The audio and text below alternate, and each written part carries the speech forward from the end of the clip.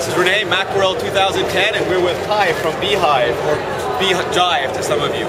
We prefer Beehive. Yeah. How's it going, Ty? I'm good. So tell us about Beehive. So we've been around in the instant messaging space for a while, for a few years.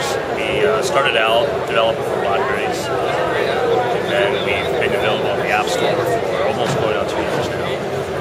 We're widely recognized as one of the best, if not the best, instant messaging application, a multi-client instant messaging application.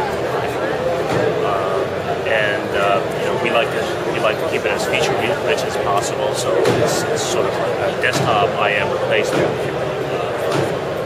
And you have an update just came out this week? Yeah, we had a point release that just came out this week, just in time for Macworld. It was more of a sort of a behind the scenes, under the hood performance upgrade. So we really tidied up the code, and hopefully the app is much snappier for our users. We know from our internal testing the startup time is cut down by about 50%, which makes a big difference when you have a lot of conversations going. We've discovered that a lot of our users like to keep all their chats open. They'll have like 15, 20 chats going back for days, weeks, and months. So this will make it more easy. So this is a point update, because your last release you added the group chat function, which we really enjoyed trying out. Yeah, the group chats was a big release for us. It's one of these things that a lot of people, casual IMers, may not even know exists, or maybe not even know it's possible to do. But it's really useful. I mean, you can have conversations with a group of people. You can join a public chat room. We support group chats in most of the public services. We're actually, as far as I know, we're just about the only third-party client that can do group chats in Google. Most people can do that, something like that. Because you said you started off with BlackBerry, but you've got a really good iPhone experience. So that's something you paid a lot of attention to, and you thought was really important in your development. Yeah. I mean, we're a small company. We're all software developers, so we take a lot of passion in what we do. Obviously, the iPhone has a really great user experience, and we like to complement that. So wherever we go in, with the BlackBerry, with the iPhone, we try to blend in with the optimal experience with the operating system. And coming up, we're starting to work on Android as well. So hopefully that will continue to trend. It's good for our Android Central friends, but we're not going to tell them about it yet. So the elephant in the room, the iPad. Have you started thinking about Beehive on the iPad? Yeah, of course. It's a very exciting device, I think. We're thinking about it. We're still sort of designing what the optimal experience is. Obviously, the application out of the box, if you have it for the iPhone, if you get an iPad, it's going to run on it. But it's running as an iPhone app. So we have some ideas on how we can make it work for the iPad and what the optimal experience will be.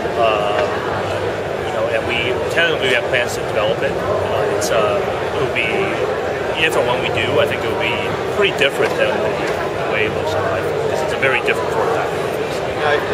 On the iPhone, you're running with push notifications because there's no backgrounding. Does a big screen like an iPad make you hunger for backgrounding anymore? Does it make you the idea of like just a Beehive widget you can pull down at any time more appealing? Well, it's interesting because you have your laptop, so you can use one of hundreds of instant messaging programs on the laptop that gives you all that. So the iPad is sort of in the, it's sort of in the middle, and I think Apple themselves are probably still trying to figure out how that will fit. Right?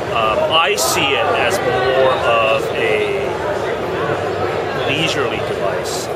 It's more of a couch device. That's the way I see it, as opposed to a work device. People may use it for meetings. I can see doctors and lawyers using it for meeting and that sort of thing. That's really useful. But for the average consumer, I see it in being in the living room, not something. So in that sense, you probably don't want it to be buzzing you all the time.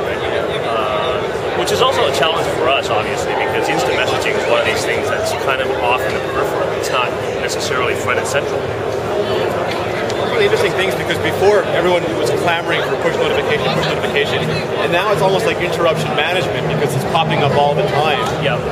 It's I think developers can be smarter about what they do in terms of push. One of the features we have in our application right now is there's a setting where it will only push you or alert you when the first message coming in from someone, and then subsequent messages coming in, it will just silently update the badge, but we won't pop up and tell you, okay, here you are again. I know people are chatty, and it can get really annoying if you're browsing the web or on a phone or something. So I think that's something that you can manage. But yeah, it can get really disruptive, and of course you can always turn things off. As a developer, you don't really want to get to the point where the user turns off push notifications. It's not good for your app. Excellent. Well, that was Macworld 2010 talking to Beehive and Pi. Thank you very much. Okay.